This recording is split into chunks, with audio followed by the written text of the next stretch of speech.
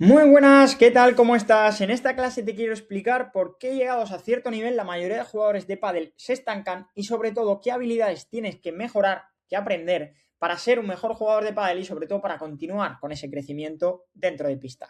Lo primero que quiero que entendamos y que espero que la mayoría de jugadores ya lo tengan claro es que hay 4 áreas en las que tienes que mejorar sí o sí para ser un mejor jugador de pádel. Está esa área más psicológica, esa área más técnica, ¿no? Esa biomecánica en los golpes, que también haces esos golpes, esa parte más táctica, de entender el juego, de leer esas situaciones, y por último, esa parte más física.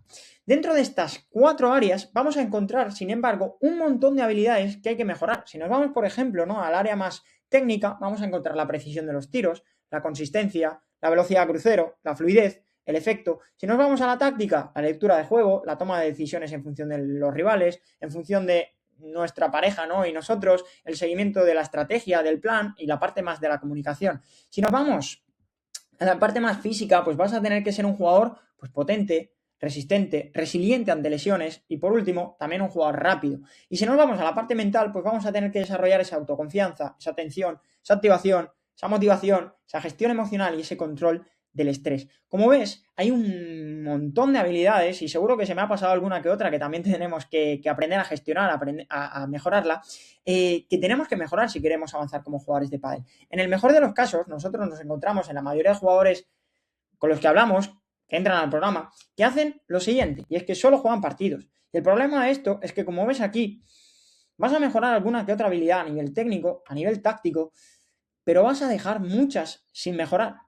También, en el mejor de los casos, nos encontramos, ¿no?, ese jugador que juega partidos, va a clases de pádel y encima va al gimnasio y trabaja el físico, pues un poco por su cuenta.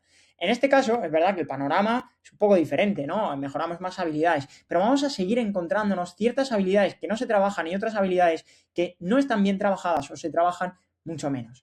¿Cuál es el problema de todo esto? Que si yo mejoro mi parte técnica, mi parte táctica, no tanto mi parte física, ni mucho menos mi parte mental, la ley del eslabón más débil va a hacer su juego. Y eso es lo que te ocurre. En el tercer set te falta esa confianza y pues el brazo se encoge, la técnica se pierde, la toma de decisión ya es mucho peor. O si nos vamos a la parte más física, por ejemplo, te falla el físico, pues esa resistencia no llegamos, ¿no?, al tercer set, pues ya te entran dudas, ya no tomas las mismas decisiones, llegas a la bola tarde y ese eslabón más débil va a ser el que realmente va a marcar nuestro rendimiento, ya sea a nivel técnico, ya sea a nivel táctico, ya sea a nivel mental o ya sea a nivel físico. Por eso, no te puedes centrar únicamente en hacer carros o trabajar en una solución, es decir, en un área en concreto para mejorarla, sino que tienes que trabajarlo íntegramente, porque ese eslabón más débil, ya sea la cabeza, el físico, la táctica o la técnica, es lo que va a marcar realmente tu rendimiento a posterior.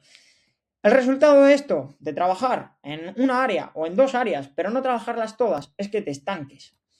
Ahora bien, ¿qué es lo que vamos a hacer para mejorar todo esto? ¿Qué puedo hacer yo, Álvaro? ¿Cómo lo entreno? ¿Cómo lo mejoro? Pues lo que hemos hecho aquí en este diagrama, como veis por aquí, de todas las áreas, tenemos el área que tenemos que trabajar, tenemos las habilidades principales que hay que mejorar de ese área, tenemos las posibles diferentes herramientas, alguna que otra se me habrá pasado, que podemos tener para trabajar en esas diferentes habilidades, ¿vale? Por ejemplo, a nivel técnico, ¿no? Si nos vamos al videoanálisis, ¿no?, de golpes que puedo hacer yo personalmente o que puede hacer una persona externa, ¿no?, que haga por mí ese videoanálisis. Con ello vamos a poder mejorar pues la parte de consistencia, la parte de fluidez y el efecto, y también vamos a poder mejorar la precisión y la velocidad crucero, pero quizás no tanto, ¿vale? Esto es una regla de semáforo en la que verde la vamos a mejorar, rojo no la mejoramos o la mejoramos muy poco y naranja pues en un camino intermedio, ¿vale? La podemos mejorar, pero no tanto como en el verde. Si nos vamos a los carros, van a ser pues el rey por excelencia de la parte más técnica, ¿no? Sobre todo si le damos un buen enfoque a nivel de objetivos a esa parte de carros, pues por ejemplo a nivel de precisión, pues tirarla a algún sitio, a nivel de consistencia, pues ese volumen, ¿no?, a nivel de juego. En función de esos objetivos que pongamos a los carros, pues nos van a ayudar a mejorar prácticamente en todo y sobre todo si tenemos también un buen feedback posterior. Situaciones condicionadas, es decir, jugar pero con cierto tipo de reglas, cierto tipo de pautas, pues nos va a ayudar con estas dos no tanto. La parte de las sombras, que me preguntan mucho, estas se trabajan un poco más en la parte más física, en la parte un poco más condicional. Realmente a nivel técnico hay un ente fuera, hay una pelota que nos va a determinar mucho para esa mejora a nivel técnico-táctico, sobre todo a nivel técnico. Entonces, en esta parte de las sombras, pues no nos va a ayudar realmente ni con la precisión, ni con la consistencia, ni con la velocidad, y quizás te pueda ayudar un poco pues con esa fluidez, sobre todo, ¿no? De los golpes, y a lo mejor pues con el efecto, sobre todo si empiezas a interiorizar y automatizar un poco mejor el gesto. Lo dicho, para mí es la principal perdedora, ¿no? De esta parte un poco más técnica.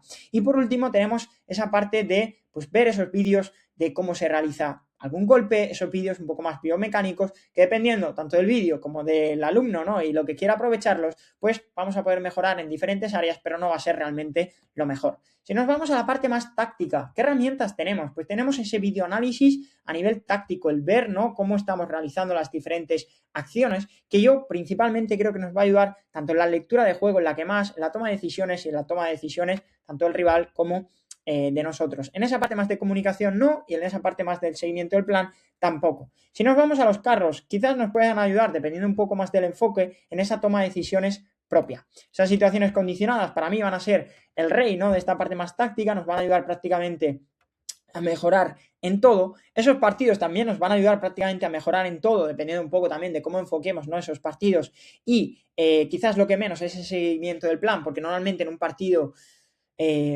salvo los de competición, pero en un partido así más amistoso, un partido más pachanga, no se suele plantear un buen plan o no se suelen plantear planes, simplemente lo jugamos por jugar, ¿vale? Entonces, dependiendo de eso, pues nos va a ayudar a mejorar más o a mejorar menos. Y por último, el ver partidos y sobre todo estudiarlos, no únicamente quedarte con verlos, sino entender por qué los jugadores hacen ciertas cosas, pues nos va a ayudar también pues con esa lectura de juego, con esa toma de decisiones y un poco más también con la parte de la comunicación si nos fijamos en cómo hablan ellos, cómo se comunican también ellos. Si nos vamos a la parte física, tenemos la parte de fuerza. La fuerza es todo. La fuerza nos va a ayudar tanto a ser más potente, más resistente, más resiliente, más rápido. No hablo de fuerza como un Jimbro, eso lo veremos ahora en la siguiente diapositiva, al final de estas. Hablo de fuerza, de verdad, de fuerza máxima, de fuerza de capacidad de mover altas cargas en un tiempo, bueno, no realmente bajo, pero de mover cargas altas, ¿vale?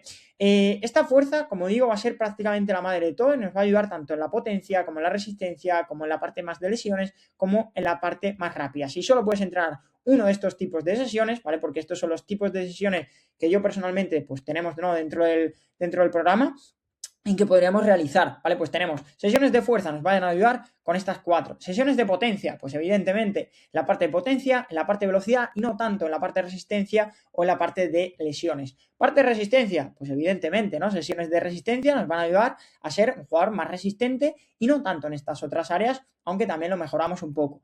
Sesiones de velocidad nos pueden ayudar tanto en la potencia como en la velocidad y no tanto en estas dos. Sesiones de movilidad, pues nos van a ayudar a ser un jugador más resiliente, pero quizás no tanto en estas otras áreas. Todo esto hay que cogerlo con pinzas, ¿vale? Es un sistema básico, clásico, ¿no? De rojo, verde, amarillo, y hay muchas cosas que se pueden escapar, pero para que tú te hagas una mejor idea de cómo puedes trabajarlo. Y por último, esas sesiones de recovery que pues no nos van a ayudar tanto a ser potente, rápido o resistente, pero sí pues a esa parte más resiliente.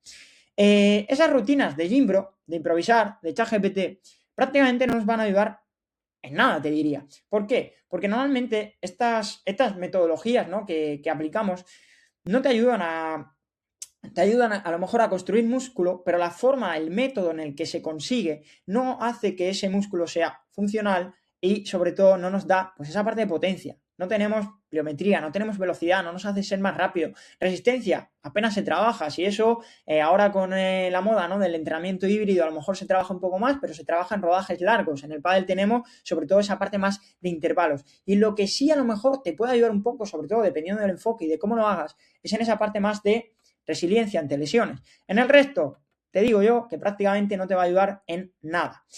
Por último, esa parte más mental, pues tenemos el establecimiento de objetivos que te va a ayudar en estas 3, en estas 2 un poco más, y por último en esta quizás es en la que menos, esa parte de visualización previa, ¿no? También a los partidos, tanto de las cosas buenas como de las cosas malas y cómo afrontarlas, quizás nos pueda ayudar en estas 2 no tanto y en estas 2 menos. Tenemos la parte de las afirmaciones que quizás nos van a ayudar en estas 3 y en estas 3 no tanto. Tenemos el diario, ¿no? El journaling que nos pueden ayudar en estas 3, en estas 2 no tanto y en esta perdón, en esta no tanto y en estas dos no.